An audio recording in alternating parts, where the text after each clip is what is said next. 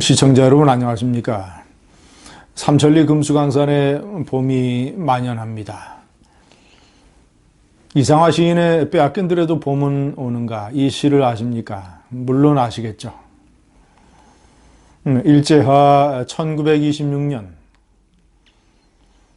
조국 해방의 기운이 전혀 보이지 않았던 암울한 시대에 이상화 시인은 이 시로 민족의 슬픈 마음을 달래고 희망을 잃지 말자고 얘기를 했습니다.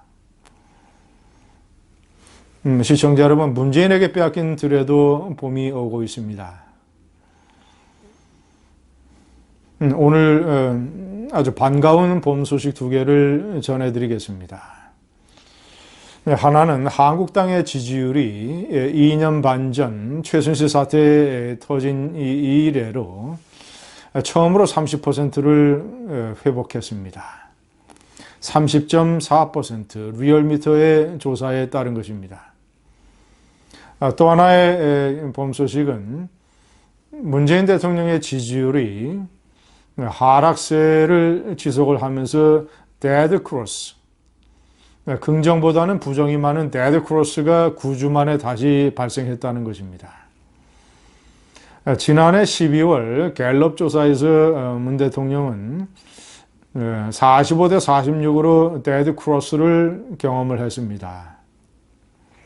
자, 그런데 다시 46.3대 46.8로 오늘 2차 데드 크로스가 발생을 했습니다.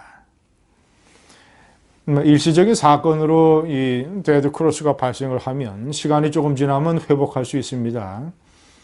이명박 대통령 정권 때 집권 1년차 하반기에 MB는 데드 크로스를 맞았습니다. 왜냐? 광우병 사태 때문에.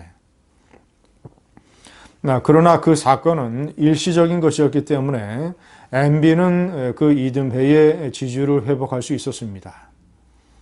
반면 이 데드 크로스가 발생하는 이유가 정치, 경제, 사회, 안보, 이 복합적인 요인에 따른 것이라면 그 데드 크로스 현상은 회복하기 어렵습니다. 회복 불능입니다. 시청자 여러분, 저는 문재인 대통령이 탈출구가 없다고 생각을 합니다. 왜냐? 제가 얘기하는 5개의 분야. 첫 번째 정체성, 그러니까 공산주의자를 칭송하는 이런 문제. 자, 두 번째 국가안보, 세 번째 통치 스타일, 네 번째 법과 질서, 그리고 마지막으로 경제. 국가의 머리 하나, 팔 두 개, 다리 두 개, 5개 분야에서 문재인 대통령은 구조적이고 본질적으로 망가지고 있기 때문에 이것을 일시적인 어떤 쇼나 이벤트나 미봉책으로 되돌릴 수가 없습니다. 공산주의자를 칭송하는 정체성은 구제불능이죠. 국가안보, 하노이 회담이 결렬됨에 따라서 남북 간의 긴장은 고조되고 어설프게 맺은 군사기본합의서의 실체가 드러날 것입니다. 통치 스타일, 불통, 막가파식 낙하산 인사, 그리고 마구 세금을 이용을 한 마구 퍼주기, 세금 살포, 절대 바뀌지 않을 것입니다. 법과 질서, 이미 민노총이 때려부수고 있는 법과 질서는 완전히 민노총이 촛불의 지분을 갖고 있다고 얘기하기 때문에 민노총과 이 좌파 시민단체의 문재인 좌파 정권은 어떻게 할 수가 없습니다. 경제, 소득 주도 성장은 저 못난 몽리로 절대 바꾸지 않을 것입니다. 자, 그리고 2년 사이에 29%나 난폭하게 오른 최저임금 인상으로 혜택을 보는 이도 거의 없습니다. 왜냐? 그 인상의 대상이 됐던 서민, 대학생, 이 젊은이들은 물가 폭등으로 이런 임금이 인상된 효과를 누리지 못하고 있습니다. 탈원전 정책에 대한 반대 여론이 더 높습니다. 그리고 4대 강보를 만약에 때려부신다면 금강유역의 농민들뿐만 아니라 물의 소중함을 너무나 잘 알고 있는 다른 지역의 농민들이 많이 반발할 것입니다. 그래서 경제 분야에서도 문재인은 탈출구가 없습니다. 이제 문재인에게 남은 것은 지지율이 점점 더 하락을 해서 40% 밑으로 곤두박질 치고, 자, 그러면 공무원 사회가 이탈하게 됩니다. 검찰, 경찰, 감사원 뭐 이런 데가 더 이상 권력의 주구 노릇을 하지 않을 것입니다. 법원에서도 반기가 일어날 것입니다. 언론도 아마 슬슬 눈치를 보면서 방향을 조금씩 바꿀 줄 모릅니다. 시청자 여러분, 제가 오늘은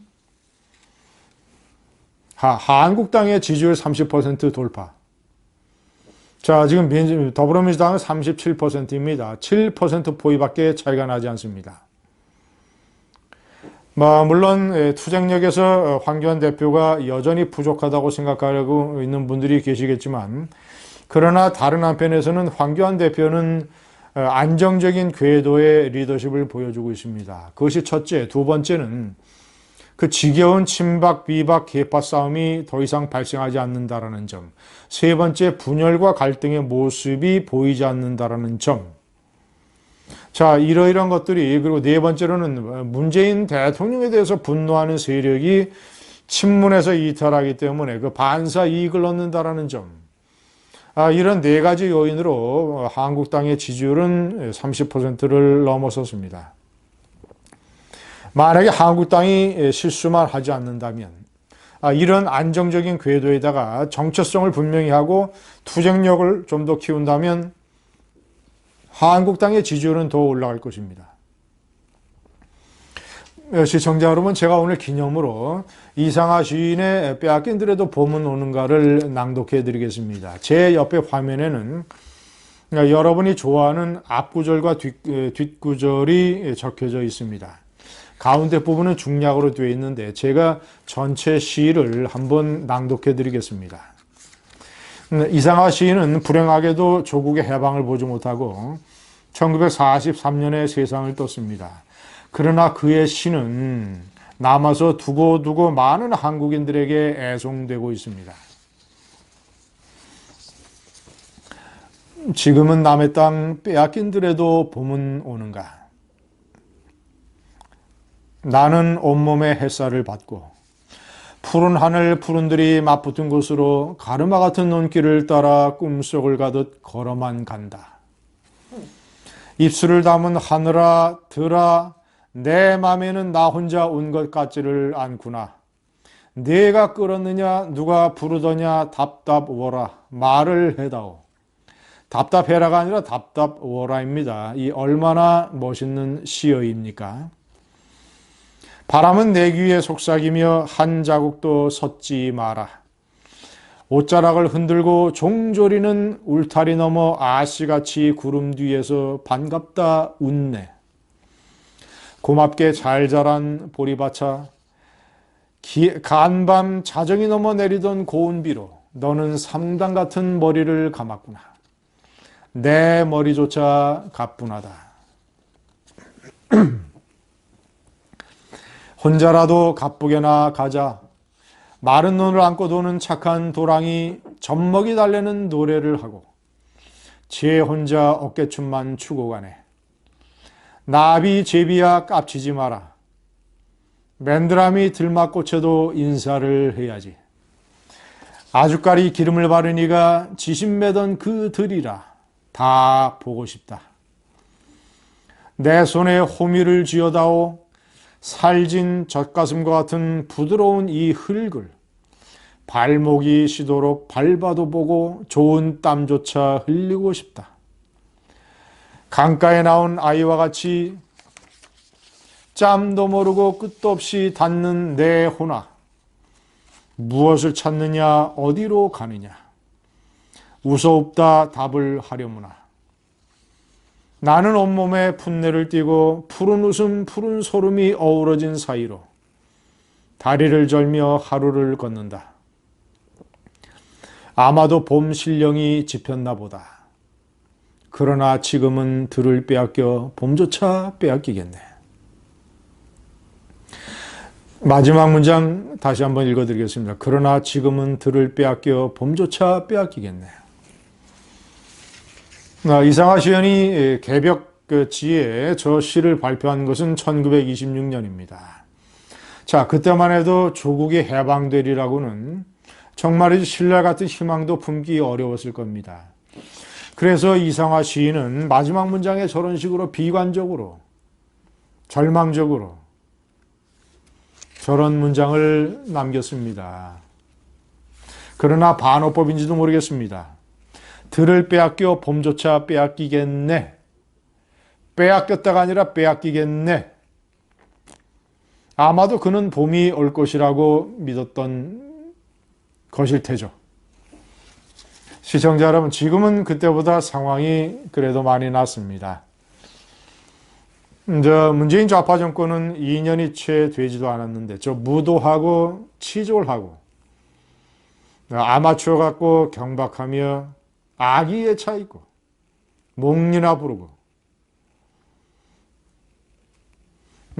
저런 무도한 정권은 2년도 못 돼서 자신들이 빼앗았던 들에 봄이 오고 꽃이 피고 새들이 노래하는 그런 반전을 목격하고 있습니다. 감사합니다.